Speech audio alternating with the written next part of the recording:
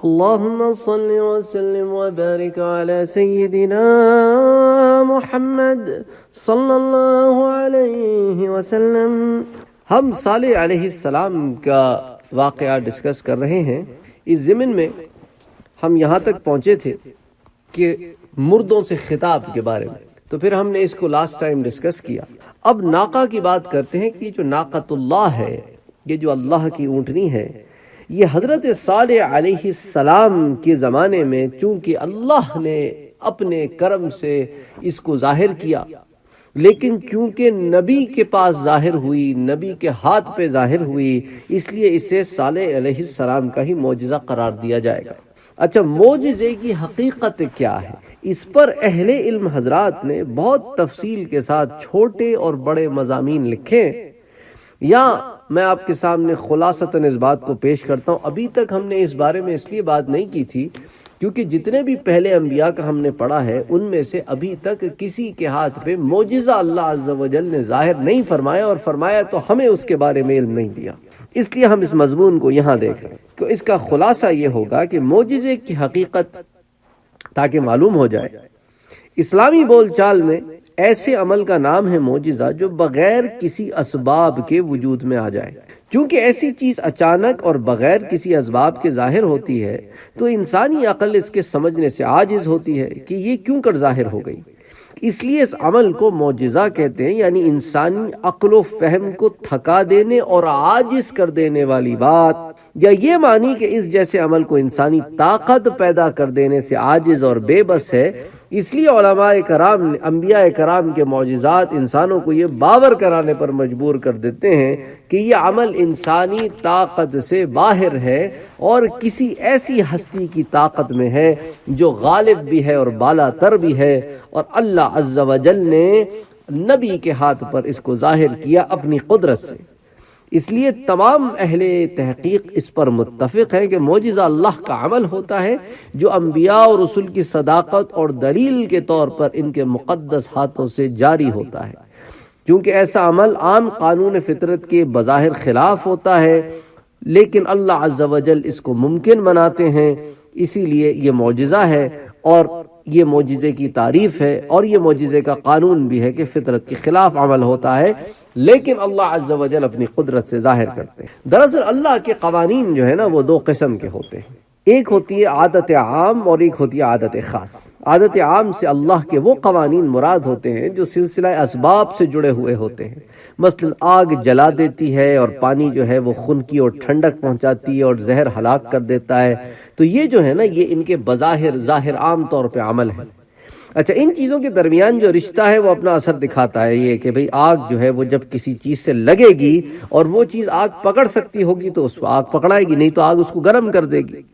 اچھا، دوسرا قانون جو ہے وہ عادت خاص ہے۔ اس کا مطلب یہ ہے کہ سبب اور مسبب میں تعلق اور رشتہ پیدا کرنے والا خالق نے کسی خاص مقصد کے لیے اس درمیانی رشتے کو الگ اور جدا کر دیا ہے۔ جیسا کہ آگ جلاتی ہے، لیکن ابراہیم علیہ السلام کے معاملے میں اللہ عز و جل نے اس کو خاص حکم دیا کہ تو ٹھنڈی ہو جا اور سلامتی والی ٹھنڈی ہو جا، تو یہ ان کا معجزہ ہو گیا۔ تو معجزات جو ہیں، ایک بات یہ بھی ذہن میں رکھنی چاہیے کہ معجزہ جو ہے وہ نبوت اور رسالت کا ثبوت تو فراہم کرتا ہے، لیکن یہ کوئی معیار نہیں ہوتا کہ اگر معجزہ ظاہر نہیں ہوگا تو وہ نبی نہیں ہے۔ تو اس کا اس سے کوئی تعلق نہیں ہے، کیونکہ پچھلی امتوں میں ایسے انبیاء بھی گزرے ہیں جن کے ہاتھوں کوئی بھی معجزہ ظاہر نہیں ہوا، لیکن وہ اللہ کے سچے نبی تھے، اللہ کے رسول تھے۔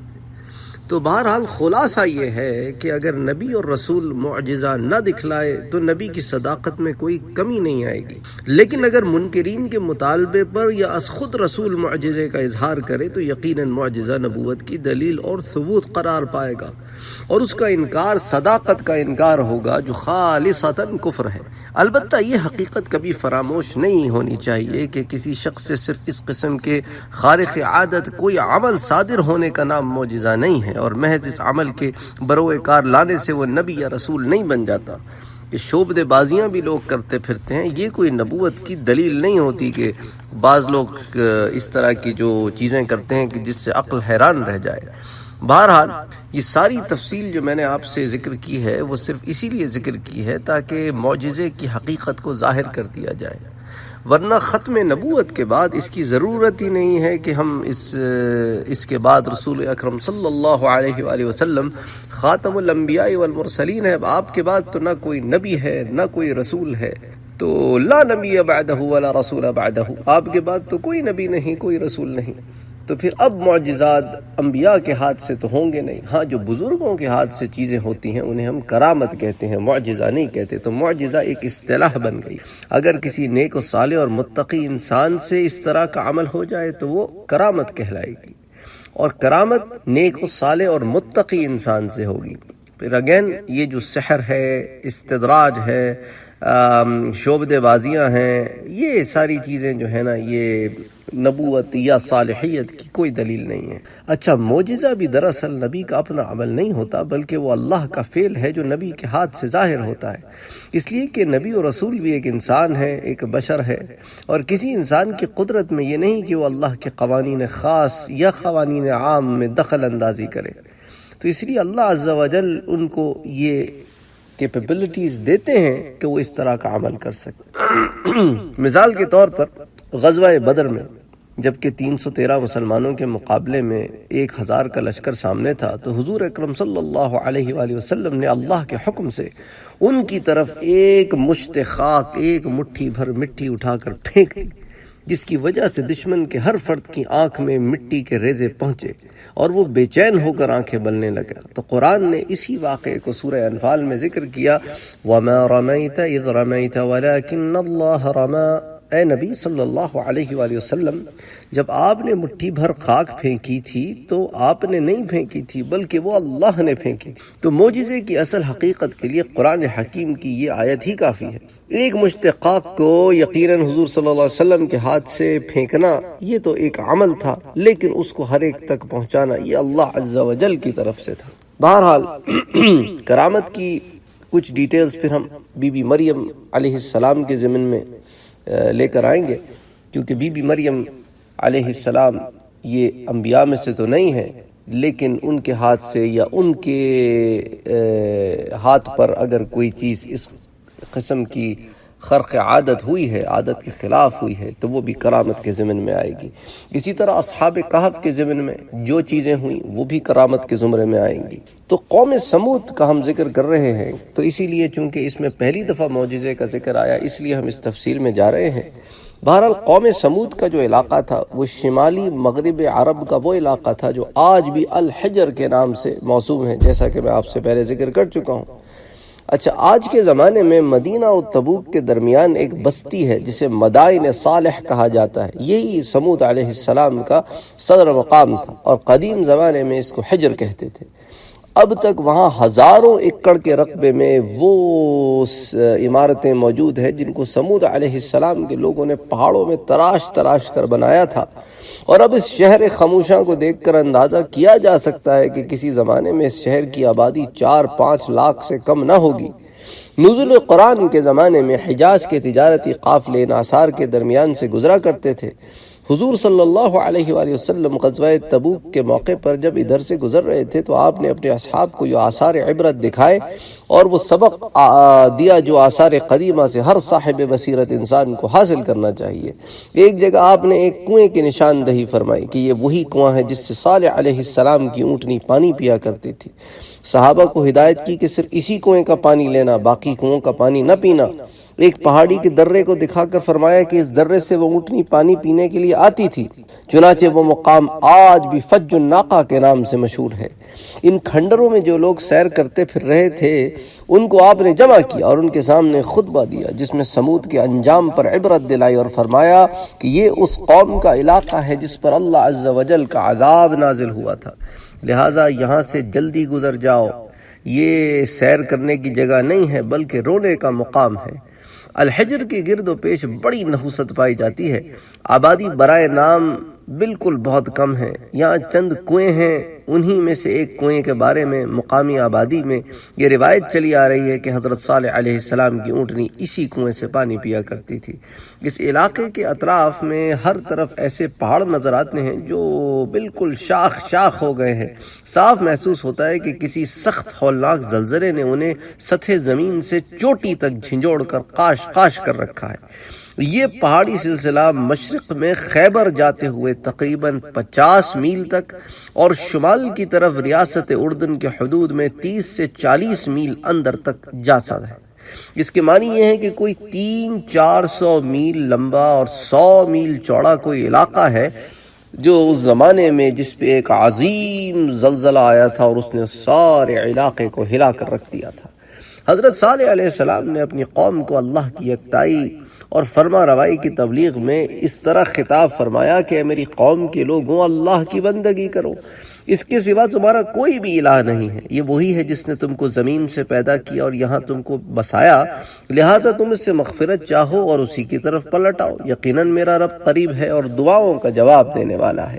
سورہ ہود کی آیات ہے۔ لیکن قوم کے مشرکوں کو حضرت صالح علیہ السلام کی یہ تلقین بالکل پسند نہ آئی اور اس بات کو تسلیم کرنے کے لیے تیار نہیں تھے کہ تمام چیزوں کا خالق و مالک ایک رب کیسے ہو سکتا ہے، اور ساتھ ہی ساتھ کسی دوسرے کو یہ حق حاصل نہیں کہ اس کی بندگی کی جائے سوا اللہ عز و جل کے۔ اچھا، یہ قوم اپنی مشکلات و حاجات میں ان مشہور بتوں کو پکارا کرتی تھی جو قوم نوح میں بھی رائج تھے اور ان کا وہ وسیلہ و ذریعہ سمجھا کرتی تھی۔ یہ ایک عام غلط فہمی ہے جس نے ہر زمانے میں انسان کو شرک میں مبتلا کر رکھا ہے۔ یہ لوگ اللہ تعالیٰ کو اپنے راجوں، مہاراجوں اور بادشاہوں پر قیاس کرتے ہیں، جو رعیت سے دور اپنے محلات میں بیٹھ کر حکومت کرتے ہیں، جن کے دربار تک عام رعایا میں سے کسی کی رسائی نہیں ہوتی، جن کے حضور میں کوئی درخواست پہنچانی ہو تو مقربین بارگاہ میں سے کسی کا دامن تھامنا پڑتا ہے۔ یہ اسی طرح اللہ عز و جل کو سمجھتے ہیں کہ اللہ کے حضور پہنچنے کے لیے یہ درمیانی وسائل کی ضرورت ہے، جس طرح کے بادشاہوں تک پہنچنے کے لیے درمیانی وسائل کی ضرورت ہوتی ہے۔ حالانکہ اللہ عز و جل نے اس بات کو صاف بیان کر دیا ہے کہ میں تو تمہاری اتنے قریب ہوں کہ تمہیں گمان بھی نہیں ہے، تم مجھ سے مانگو میں تمہیں دوں گا۔ تو مڈل مین کو تو اللہ سبحانہ و تعالی نے بالکل ہٹا دیا۔ بندے اور اس کے رب کے درمیان کوئی نہیں ہے۔ وہ اپنا بندہ اپنے رب سے جب چاہے، جتنا چاہے، جیسے چاہے مانگ سکتا ہے۔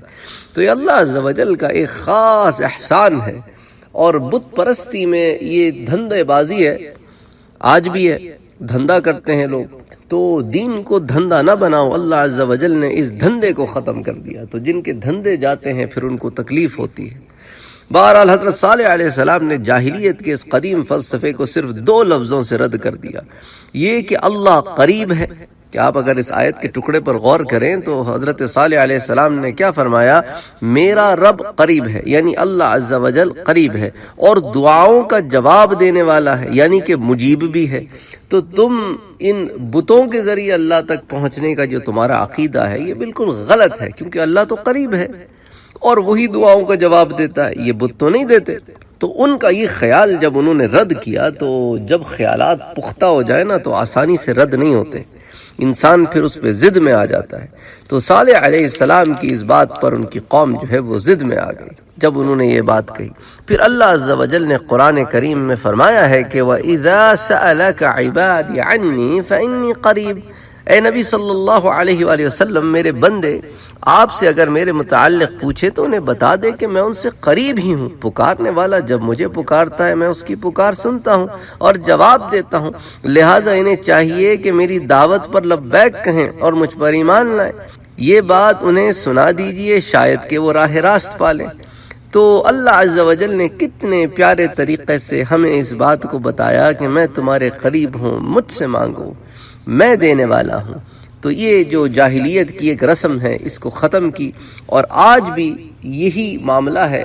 اگر لوگ اس بات کو سمجھیں آج بھی کہ اللہ عز و جل کہ ہم سارے بندے ہیں، وہ اپنے ہر بندے کی سنتا ہے، ہمیں اللہ عز و جل سے ہی رجوع کرنا چاہیے، اسی پر بھروسہ کرنا چاہیے، اسی ہی کی بندگی کرنی چاہیے اور اسی ہی کی اطاعت کرنی چاہیے۔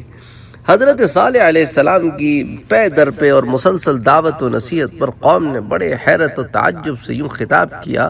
یہ بھی سورہ ہود میں آتا ہے کہ اے صالح، اس سے پہلے تو ہمارے درمیان ایسا شخص تھا جس سے بڑی توقعات ہمیں وابستہ تھیں، کیا تو ہمیں ان معبودوں کی پرستش سے روکنا چاہتا ہے جن کی پرستش ہمارے آبا و اجداد کرتے تھے؟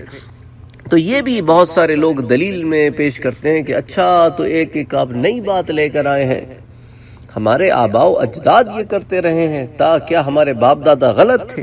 باپ دادا دین میں دلیل نہیں ہوتے، دین میں دلیل ہوتی ہے اللہ کی کتاب اور رسول اکرم صلی اللہ علیہ وآلہ وسلم کی حدیث، اور وہ علماء اور فقہا جنہوں نے ان قرآنی آیات اور ان احادیث کو سامنے رکھتے ہوئے اجتہاد کیا ہے، اور یہ معاملات جو ہیں یہ دین ہے، دین جو ہے وہ دلیل ہے اور کچھ دلیل نہیں ہے۔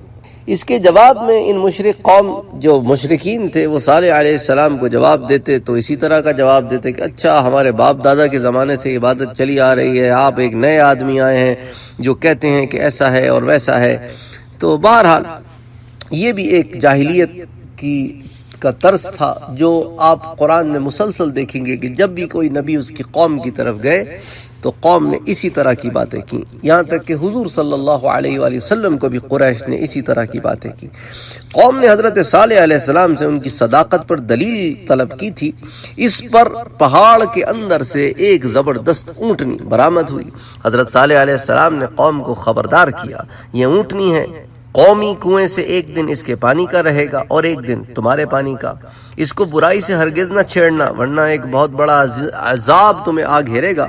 تو سورہ شعراء کی ہے یہ آیت، اور پھر سورہ ہود میں آتا ہے کہ یہ اللہ کی اونٹنی تمہارے لیے نشانی کے طور پر ہے، چھوڑ دو اسے اللہ کی زمین میں چرتی پھرے، ہرگز اسے برے ارادے سے نہ چھونا۔ تو یہ ایک چیلنج بجائے خود نہایت سخت تھا، لیکن عرب کے مخصوص حالات میں تو کسی قوم کے لیے اس سے بڑھ کر کوئی دوسرا چیلنج ہو نہیں سکتا تھا۔ وہاں تو پانی کا ہی مسئلہ ہے اور پانی پر ہی خون خرابہ تھا، تو قبیلہ قبیلے سے لڑتا اور لاکھوں آدمی جو ہے وہ ہزاروں آدمی جو ہے وہ کئی پشتوں تک اپنی جانیں جو ہے وہ اس میں جیپرڈائز کرتے، کہ پانی کا مسئلہ تھا۔ اور اس ضمن میں ہم سیرت نبی صلی اللہ علیہ وسلم میں بھی دیکھ چکے ہیں کہ جب عبد المطلب نے دوبارہ زمزم کو ڈھونڈا تو اس پر قریش میں کتنا طیش آیا، اور وہ تو لڑنے بھڑنے کے لیے تیار ہو گئے تھے۔ پھر اس کے اندر سے جو چیزیں نکلیں اس کے اوپر پھر جھگڑا ہوا، پھر وہ ساری تفصیل ہم نے آپ کے سامنے پیش کی۔ تو عربوں میں پانی چونکہ عرب علاقوں میں کم ہوتا ہے، اس لیے پانی پہ کسی کا قبضہ ہو جائے تو وہ ان کے اوپر بڑا چیلنج تھا، لیکن وہ چیلنج کی وجہ بھی یہی تھی کہ ان کی نافرمانی تھی۔ اگر وہ فرما بردار ہو جاتے تو پھر معاملات ان کے ساتھ الگ ہوتے۔ تو اسی لیے جو ہے اللہ سبحانہ و تعالی نے ان کی چیز بھی پوری کر دی جو انہوں نے مانگی تھی، اور پھر ان کو ایک چیلنج بھی دیا۔ اچھا، ساتھ ہی ساتھ جس دن وہ پانی نہیں پی پاتے تھے، وہ پانی بھر تو سکتے تھے نا، جس دن پی پاتے تھے اس دن بھر لیتے۔ اچھا، پھر جس دن ان کے پانی پینے کی باری نہیں تھی اس دن اونٹنی کا دودھ تو ان کو اللہ عز و جل نے دیا تھا، کہ وہ اونٹنی کا دودھ ساری قوم کے لیے کافی تھا۔ تو حضرت صالح علیہ السلام نے بغیر کسی لاؤ لشکر اور بغیر کسی نفری طاقت کے پوری قوم کو ایک چیلنج دیا، اور پوری قوم had to live up to that challenge، اور جب وہ ایسا نہ کر سکے تو پھر اللہ عز و جل کی طرف سے ان پر پکڑ آ گئی۔ اچھا، جس طرح قوم عاد کی تمدن کی نمایاں ترین خصوصیت یہ تھی کہ وہ اونچے اونچے ستونوں والی عمارتیں بناتے تھے، اس طرح قوم سمود کے تمدن کی سب سے زیادہ نمایاں خصوصیت جس کی بنا پر وہ عاد ثانیہ کے نام سے جانے جاتے تھے وہ یہ تھی کہ وہ پہاڑوں کو تراش تراش کر کے اندر عمارتیں بناتے تھے۔ چنانچہ سورہ فجر میں جس طرح عاد کو ذات العماد یعنی ستونوں والوں کا لقب دیا گیا، اس طرح سمود کا ذکر اللہ عز و جل نے یہ کیا کہ الذین جابوا الصخر بالواد، وہ ہیں جنہوں نے وادی میں چٹانیں تراشی ہیں۔ اس کے علاوہ قرآن حکیم نے یہ بھی بتایا ہے کہ وہ اپنے ہاں میدانی علاقوں میں بھی بڑے بڑے قصر تعمیر کرتے تھے۔ تو وہ سورہ اعراف کی جیسا کہ آیت ہے تتخذون من سہولها قصورا، اور ان تعمیرات کی غرض و غایت کیا تھی؟ قرآن حکیم اس پر لفظ فارحین سے روشنی ڈالتا ہے، یعنی یہ سب کچھ اپنی بڑائی، اپنی دولت و قوت اور اپنے کمالات فن کی نمائش کے لیے تھا، کوئی حقیقی ضرورت اس کے لیے نہیں تھی۔ ایک بگڑے ہوئے تمدن کی شان یہی ہوتی ہے کہ ایک طرف معاشرے میں غریب لوگ سر چھپانے کے لیے بھی کوئی ڈھنگ کی جگہ نہیں پاتے، دوسری طرف امراء اور اہل ثروت رہنے کے لیے جب ضرورت سے زیادہ محل بنا چکے ہیں تو بلا ضرورت نمائش ہوتی ہے۔ تو یہی حال آپ آج بھی دیکھیں گے کہ غریب کو کھانے کو روٹی نہیں ہے، رہنے کو مکان نہیں ہے، اور پہننے کو کپڑے نہیں ہیں، اور امیر محل پہ محل تعمیر کیے جا رہے ہیں، بڑی سے بڑی بلڈنگیں بنائے جا رہے ہیں، اور ان کے پاس اتنا مال ہے کہ ختم نہیں ہوتا، لیکن حرص ایسی ہے کہ ختم نہیں ہوتی۔ تو قوم سمود کی ہلاکت کے بعد ان کے شہروں کی قسمت کا نقشہ قرآن کریم نے یوں بیان کیا کہ اب دیکھ لو ان کی چال کا انجام کیا ہوا۔ ہم نے تباہ کر کے رکھ دیا ان کو اور ان کی پوری قوم کو، پس ان کے گھر خالی ویران پڑے ہیں اس ظلم کی پاداش میں جو وہ کرتے تھے۔ اس میں ایک نشان عبرت ہے ان لوگوں کے لیے جو علم رکھتے ہیں، اور بچا لیا ہم نے ان لوگوں کو جو ایمان لائے تھے اور نافرمانی سے پرہیز کرتے تھے۔ تو سورۃ النمل کی آیہ نمبر 51، 52 اور 53 میں اللہ عز و جل نے اس کو واضح طور پر بیان کیا۔ اچھا، موجودہ زمانے میں بعض ناواقف لوگوں کو یہ کہتے سنا گیا ہے کہ یہ واعظانہ باتیں ہیں کہ فلاں شہر یا فلاں علاقہ فسق و فجور سے بھر گیا تھا، اس لیے اس پر سیلاب آ گیا، یا زلزلے نے اس کی بستیاں الٹ دیں، یا کسی بالائے ناگہانی نے اسے تل پٹ کر دیا، وغیرہ وغیرہ۔ لیکن جو علم و بصیرت رکھتے ہیں وہ جانتے ہیں کہ مشرکین کے معبودوں کی طرح کوئی اندھا بہرا خدا اس کائنات پر حکومت نہیں کر رہا ہے، بلکہ ایک حکیم و دانا صاحب اقتدار ہستی یہاں قسمتوں کے فیصلے کر رہی ہے۔ اس کے ہاں قوموں کو گرانے اور اٹھانے کے فیصلے اندھا دھن نہیں کیے جاتے، بلکہ حکمت اور عدل کے ساتھ کیے جاتے ہیں، اور ایک قانون ہے جس کے تحت یہ چیزیں اپنے کیفر کردار کو پہنچتی ہیں۔ ان حقیقتوں سے جو لوگ باخبر ہیں وہ قوم ثمود کے زلزلے کو اسباب طبعی کا نتیجہ نہیں کہتے کہ ہاں it was a natural disaster, بلکہ وہ سمجھتے ہیں اور وہ جانتے ہیں کہ یہ حق ہے کہ ان کے رب کی طرف سے ان کی پکڑ ہوئی ہے۔ یہ کوئی natural disaster as a result of جو ہے نا نیچر نہیں ہوا ہے، بلکہ اللہ عز و جل نے اس قوم کو یوں ختم کیا ہے، اور وہ کیونکہ اپنے طرز عمل سے ہٹ گئے تھے اس لیے اللہ کا غضب ان پہ آیا ہے۔ اچھا، قوم سمود کا حضرت صالح علیہ السلام کی پیروی سے انکار کرنا جو ہے وہ 3 وجوہات سے تھا۔ وہ یہ کہ ایک کہ وہ بشر ہیں، انسانیت سے بالا تر نہیں ہے کہ ہم ان کی بڑائی مان لیں۔ دوسرا یہ کہ وہ ہماری اپنی ہی قوم کے ایک فرد ہیں، ہم پر ان کی فضیلت کیسے ہو سکتی ہے۔ تیسری یہ کہ وہ اکیلے ہیں، کوئی بڑے سردار نہیں ہیں جس کے ساتھ کوئی بڑا جتھا ہو یا لاؤ لشکر ہو۔ یہ تینوں اسباب قرآن خود بیان کرتا ہے، جس کی تفصیل میں نے آپ سے پچھلے دروس میں بیان کی ہے۔ یہ وہی جہالت بھری باتیں تھیں جو اہل مکہ حضور صلی اللہ علیہ وسلم سے کرتے تھے کہ یہ بشر ہیں، یہ ہماری طرح کھاتے پیتے ہیں، ہماری طرح رہتے ہیں، بیوی بچوں والے ہیں، ان کے ساتھ کوئی بڑی جتھا جماعت بھی نہیں ہے، اور غریب ان کی پیروی کرتے ہیں، اور یہ ہمارے قوم کے کئی سردار بھی نہیں ہیں، اور ہماری قوم ہی میں سے ہیں۔ تو وہ ان ظاہری اسباب کو ڈھونڈ رہے تھے، لیکن جن کے دلوں میں اللہ عز و جل نے ایمان کے نور کو پیدا کیا، انہوں نے حضور صلی اللہ علیہ وسلم کی نبوت کو قبول کیا، کیونکہ جو باقی ریزنز ہیں نا یہ وقتی ہوتے ہیں۔ کل کرا کو ان میں سے کوئی بات نہیں رہی تو کیا آپ اس شخص کا ساتھ چھوڑ دیں گے؟ تو بہرحال سورۃ الفرقان میں آتا ہے کہ آپ بشر ہیں، عام آدمیوں کی طرح بازاروں میں چلتے پھرتے ہیں، کل ہمارے ہی درمیان پیدا ہوئے، آج یہ دعویٰ کر رہے ہیں کہ مجھ کو اللہ نے نبی و رسول بنایا ہے۔ تو یہ جو ہے ان لوگوں کا حضور صلی اللہ علیہ وآلہ وسلم کی رسالت نہ ماننے کا یہ جو دعویٰ تھا مکے والوں کا، یہ سورۃ الفرقان میں آتا ہے۔ تو بہرحال اللہ عز و جل نے اس بات کو ان کے لیے واضح کیا کہ ہاں اگر زمین میں فرشتے رہتے تو ہم فرشتے بھیجتے، تم چونکہ انسان ہو تو تم میں انسان ہی بھیجے جائیں گے جو تمہیں سمجھ بھی سکیں اور تمہارے ساتھ وہ عمل بھی کر سکیں جس کی تمہیں حکم دیا جا رہا ہے۔ تو سمود کے لوگوں نے حضرت صالح علیہ السلام کی نبوت کو جھٹلا دیا جو ان کی ہدایت کے لیے بھیجے گئے تھے، اور اس جھٹلانے کی وجہ ان کی سرکشی تھی کہ وہ اس فجور کو چھوڑنے کے لیے تیار نہ تھے جس میں وہ مبتلا ہو چکے تھے، اور اس تقوی کو قبول کرنا انہیں گوارا نہ تھا جس کی طرف حضرت صالح علیہ السلام انہیں بلا رہے تھے۔ آخرکار قوم نے حضرت صالح علیہ السلام کو چیلنج دے دیا کہ اگر تم سچے ہو تو کوئی معجزہ پیش کرو۔ اس پر حضرت صالح علیہ السلام نے ایک اونٹنی کو معجزے کے طور پر پیش کر دیا، اور ساتھ ہی یہ تنبیہ بھی کر دی کہ اس کو ہاتھ نہ لگانا ورنہ اللہ عز و جل کا عذاب آئے گا۔ لیکن قوم کچھ دیر تک تو اس وارننگ پر انہوں نے کان دیا، لیکن اس کے بعد جو ہے انہوں نے وہ کیا جس پر ان پر اللہ کا عذاب آیا، اور پھر عذاب بھی ایسے آیا کہ صالح علیہ السلام نے انہیں خبردار کر دیا کہ بس اب صرف 3 دن اپنے گھروں میں اور مزے کر لو، اس کے بعد وہ عذاب آ جائے گا جو ساری بستیوں کو الٹ پلٹ کر رکھ دے گا۔ آخرکار اس گناہ کی پاداش میں ان کے رب نے ان پر ایسی آفت توڑی کہ ایک ساتھ سب کو پیوند خاک کر دیا، اور اللہ عز و جل نے اپنے اس فعل کو بیان بھی کیا اور کہا کہ وَلَا يَخَافُ عُقْبَاهَا، اللہ عز و جل نے جو بھی ان کے ساتھ کیا اپنے اس فعل کے کسی بھی نتیجے کا اس کو کوئی خوف نہیں ہے۔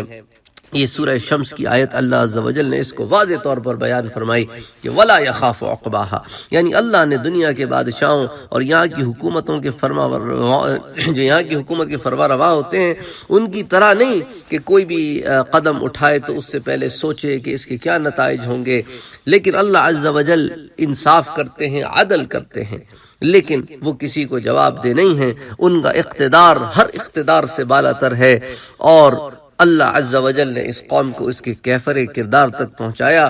تو یہی آیت ہے جس پر ہم صالح علیہ السلام کے تذکرے کے اختتام کرتے ہیں کہ وَلَا يَخَافُ عُقْبَاهَا، اور اللہ کو اپنے اس فعل کے کسی بھی نتیجے کا کوئی خوف نہیں۔ وَمَا عَلَيْنَا إِلَّا الْبَلَاغُ، انشاءاللہ تعالی پھر اگلے درس سے سیدنا ابراہیم علیہ السلام کا درس اسٹارٹ کریں گے۔ اللہم صلی وسلم وبارک علی سیدنا محمد صلی اللہ علیہ وسلم۔